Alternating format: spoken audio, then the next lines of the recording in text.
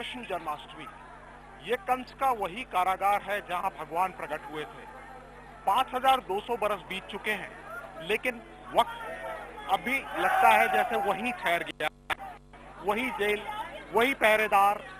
फर्क है तो बस इतना कि उस समय न पहरेदार जगे हुए थे, न कोई भक्त मंडल की इस तरह की भीड़ थी, न कोई देखने वाला था, न कोई सुनने वाला था। बस कहीं कुछ था तो भगवान श्री कृष्ण की माया, और उस माया के वशीभूत उनके पिता माता, जिनके लिए उन्होंने जन्म लिया, इस धरती पर आए। भगवान का जन्म केवल कंस के संहार के लिए नहीं हुआ, केवल पापियों को मारने के लिए नहीं हुआ। भगवान जन्मे अपने भक्तों को सुख देने के लिए, उन भक्तों को जो भगवान के दिल में बसे हुए हैं। आज 5200 बरस बाद तेज एक बार फिर आपको ले जाना चाहता है कंस के कारागार से उस गोकुल के रास्ते पर, जहां भगवान के जन्म के बाद वसुदेव जी उन्हें अपने सर पर रख कर ले गए थे। तो आइए पहली बार इस यात्रा में आप भी हमारे साथ हमारा हिस्सा बनिए।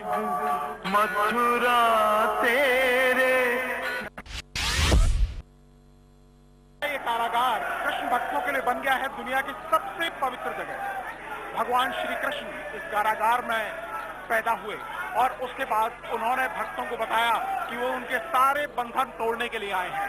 आज सारे भक्तों की भीड़ यहाँ पर कृष्ण के उसी प्रेम में सराबोर होने के लिए आई है। देश विदेश से आए ये कृष्ण भक्त केवल एक लेकर आए हैं कि बाल कृष्ण की छवि को अपने दिल में लेकर जाएं। 5200 बरस पहले भगवान कृष्ण ने यहाँ पर जन्म लिया था अपने माता पिता को वात्सल्य रूप का दर्शन कराने के लिए। वो वात्सल्य रूप जिसके लिए बड़े बड़े देवता भी तरसते हैं। भगवान पृथ्वी पर आए तो केवल अपने भक्तों को खुश करने के लिए। वो चाहते परब्रह्म थे, चाहते तो वो कुछ भी कर सकते थे, उन्हें अवतार लेने की जरूरत नहीं थी। लेकिन भक्तों ने जो उन्हें अपने दिल के सिंहासन के सबसे ऊंचे स्थान पर बैठा रखा है, उसके लिए भगवान ने जन्म लिया। और आज भी 5200 बरस बाद भी हर दिल यहाँ पर यही कामना लेकर आता है कि उसके घर में भी कृष्ण जैसा कोई बालक आए। हम इस समय भगवान श्री केशव देव के मंदिर में हैं। ये वही मंदिर है जहाँ कहा जाता है कि केशव क्लेश नाशाय, यानी भगवान श्री कृष्ण का जन्माष्टमी के दिन जो उनके बाल रूप केशव रूप का दर्शन कर लेता है, उसके सारे क्लेश खत्म हो जाते हैं, उसके सारे दुख दर्द दूर हो जाते हैं। वसुदेव और देवकी कंस के कारागार में कैद थे, हाथ में हथकड़ी और पैर में बेड़ी। भगवान कृष्ण हुआ और सारे बंधन अपने आप अलग हो गए। लेकिन भगवान को जेल में रखना संभव नहीं था। वसुदेव जी को तो उन्हें गोकुल पहुंचाना था जहां थे नंद बाबा। लेकिन कैसे वो पहुंचाएं? हथकड़ी बेड़ी तो कट गई, लेकिन बाहर तो कड़ा पहरा था। पहरेदार सब सो गए, पहरेदार सारे सो गए थे। क्या थी ये माया? आइए हमारे साथ हैं जन्मस्थान के सचिव कपिल शर्मा, उनसे जानते हैं। भगवान श्री कृष्ण को वसुदेव जी ने सूप में जैसे ही रखा और सूप में रख के अपने सिर पर भगवान ने धारण किया वसुदेव जी ने, तो कहते सार सार को गही रहे थोता दे उड़ाए। सूप का कार्य ही है कि थोता को उड़ा देता है और सार को रखता है। इस जीवन के सार भगवान श्री कृष्ण ही है। जब भगवान श्री कृष्ण हमारे मस्तिष्क पर आते हैं, हमारे सिर पर आते हैं, तो संसार का कोई बंधन हमको बांध नहीं सकता, कोई ताला हमको जकड़ नहीं सकता, कोई जंजीर हमको जकड़ नहीं सकती।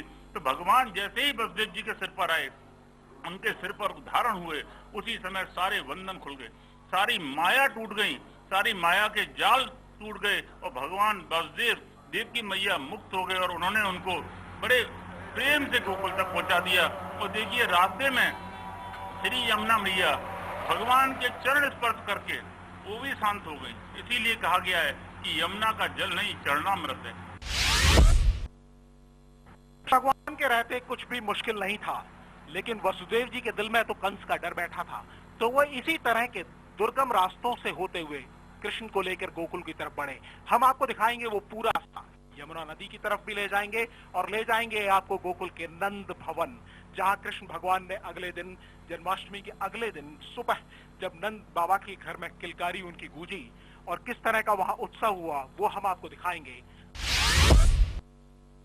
तो आइए अब आपको ले चलते हैं मथुरा से गोकुल। बीच में यमुना नदी पार करते हुए पहुंचेंगे हम नंद भवन गोकुल। गोकुल की तरफ बढ़ते हुए हम आपको ये बता दें कि वसुदेव जी को गोकुल जाने की प्रेरणा खुद भगवान की कृपा से ही मिली। श्री कृष्ण का जब कंस के कारागार में जन्म हुआ, उस समय एक आकाशवाणी हुई।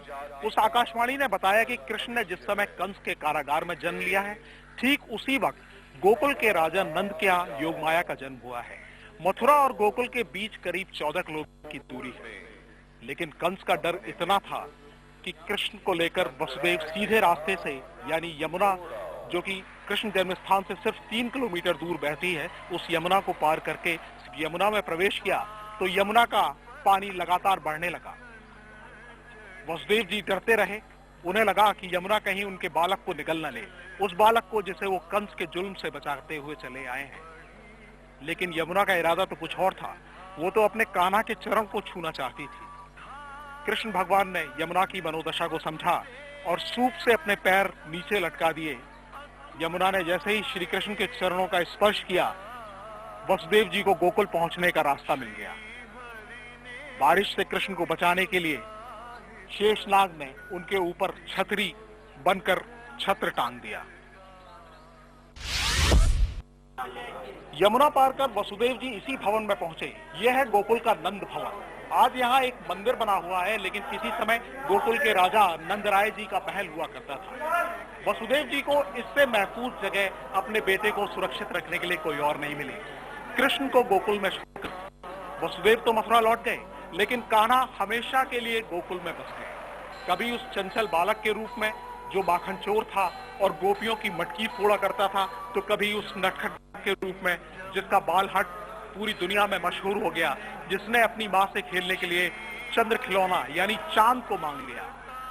कृष्ण और उनके भक्तों का, गोकुल वासियों का जो प्रेम आज भी बना हुआ है, उसे ही दिखाने के लिए हम आपको इस मंदिर में मथुरा से लेकर आए हैं।